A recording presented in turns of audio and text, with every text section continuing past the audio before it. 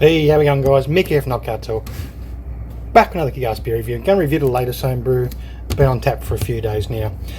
Just getting the carbonation set properly. So it's a red New England IPA.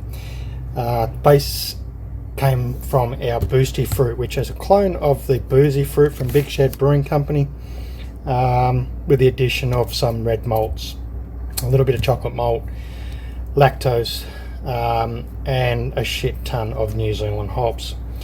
So we got the usuals in there, the oats, the 2-row, which is a Pilsner malt from Joe White, carapils, flaked wheat, the oats, Superdelic, Nectaron, Wahiti, and the Motueka hops are gone into this.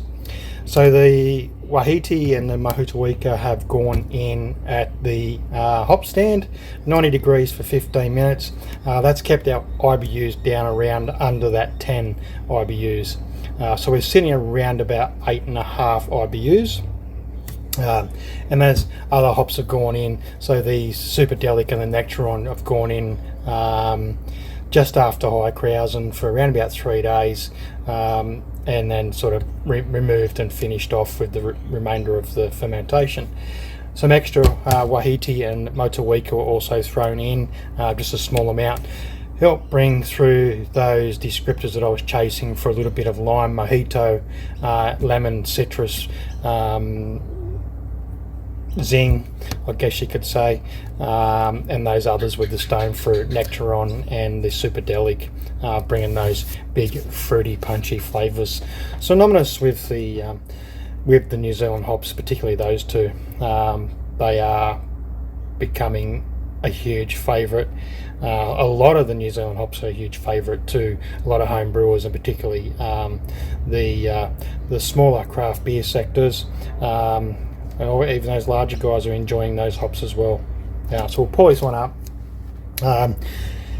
Don't mind the colour. That's coming from, it was top loaded late in the mash with the chocolate and red X, red malt.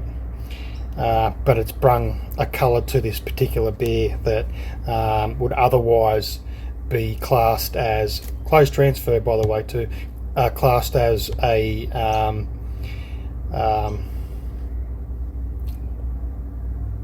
oxidized beer. So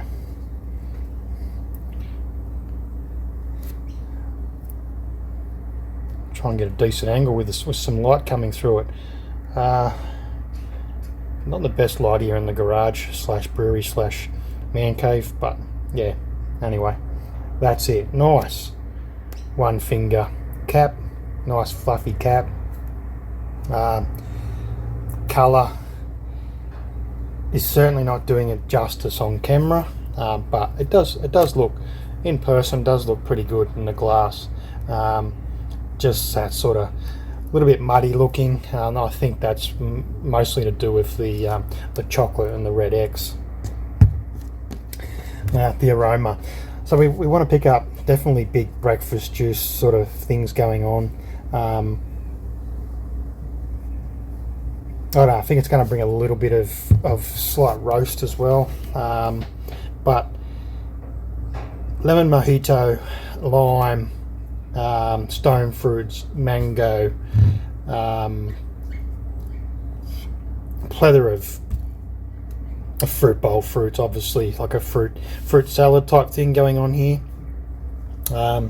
Call it, you know, like your traditional fruit salads. It'll have citrus and banana and all that sort of stuff in it. There's no banana in this. There's no descriptors of banana. Could have probably pulled that if we'd had used a Belgian style or some sort of wheat yeast, Belgian or wheat. Plenty of varieties out there, or types of yeast that would bring things like banana and clove and spice, but no, not with this one. So we use a Lallemand New England. 100% sure that's what it was, which was going to bring the haziness and all that to do. Lactose as well, and those oats also contributing, and a bit of flake wheat to that haziness. That cap's died off a little bit, but it's still very much there. Going for a taste. I should talk about the smell before I go in too much. So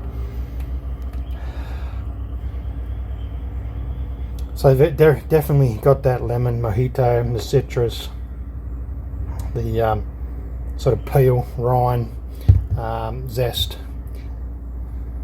tropical fruits, nectarine, mango, peach.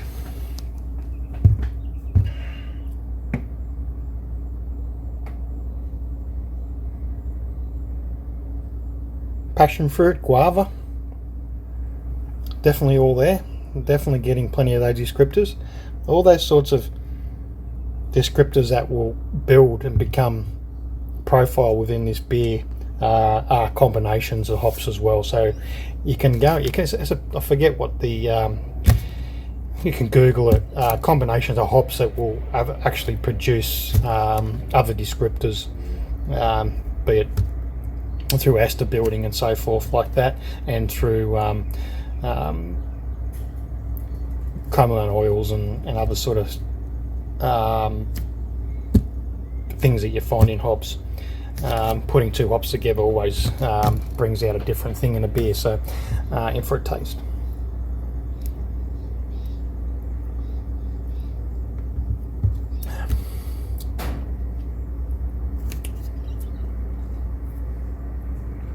Sweet from the lactose, slightly zing.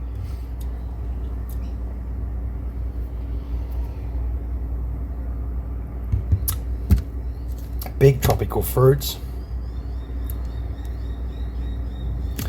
A little bit more subdued. So I found when I have the big shed brewing companies, boozy fruit, I can't session on it. I did once try to do a 4-pack of that particular beer in a sitting, too secretly.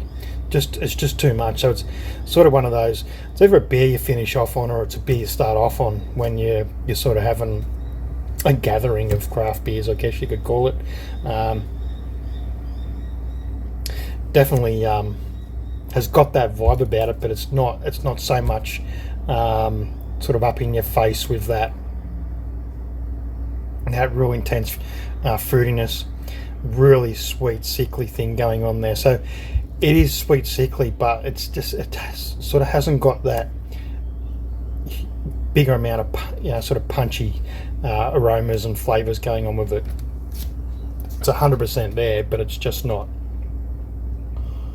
It's not what that beer from Big Shed, other beers as well from other breweries have those characteristics. This doesn't have that, so it's more of a subtle New England IPA. Now I am picking up a slight bit of roastiness from the chocolate that's gone in this. I think a cold steep, cold mash would probably be better off with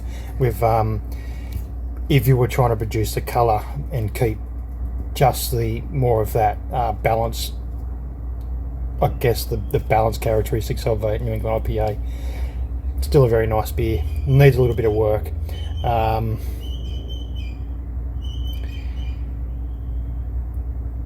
I should have reworked the original recipe or the original beer before sort of going down this path. I think there's an underlying issue with the recipe, and it's not just the extras that have gone into it to make it a red New England IPA.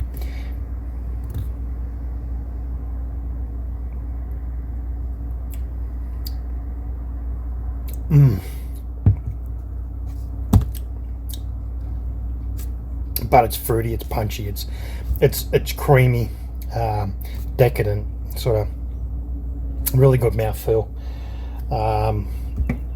Just sort of sitting above that medium mouthfeel, heading towards it, sort of a decent mouthfeel.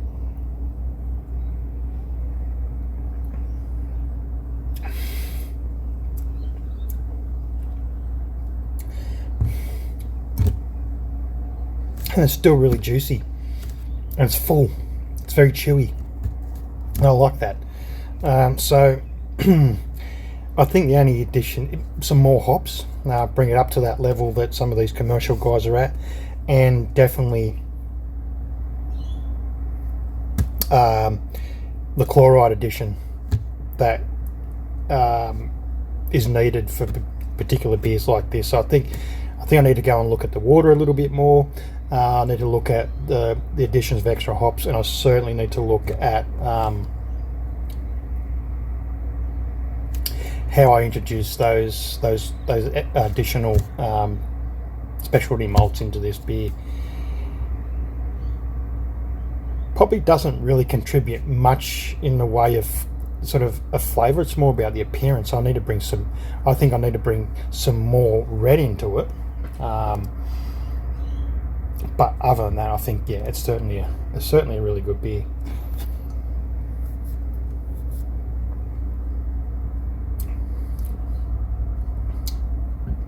Really, it's so chewy.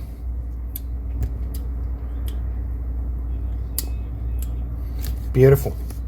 Cheers for those who have once again subscribed, who continue to follow along, those who watch the videos, those who watch to the end. Even bigger ups for you guys. I really appreciate it once again. Cheers.